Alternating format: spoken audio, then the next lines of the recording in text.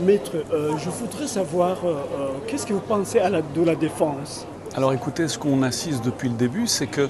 semble-t-il, la défense a décidé de réécrire l'histoire. Et depuis le début, elle revient sur des événements historiques et dramatiques dont elle donne une version qui est totalement marginale, qui est inexacte, qui est fausse,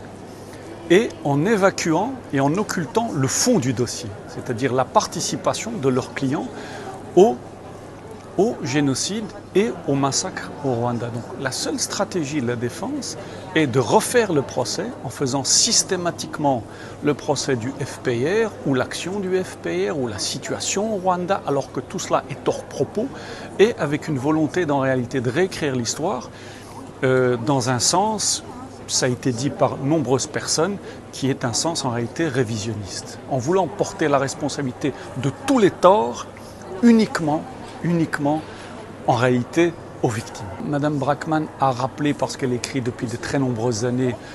sur la question rwandaise, elle a rappelé certains événements qui étaient très importants, elle a rappelé que les choses étaient déjà préparées, qu'il y avait des concertations, qu'il y avait des listes de personnes à exécuter bien avant l'attentat contre l'avion, pour bien montrer qu'en réalité ce n'était pas quelque chose de spontané suite à ce que l'avion a été abattu, mais que ça avait déjà été préparé longtemps à l'avance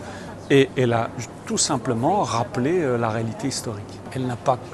remis en cause certaines choses, mais elle a démontré qu'en réalité l'avancée des résidus des génocidaires vers le Congo avait aussi déstabilisé le Congo et qu'il avait donné là naissance à des pratiques notamment de viol et de barbarie qui étaient inexistantes jusque-là au niveau du Congo.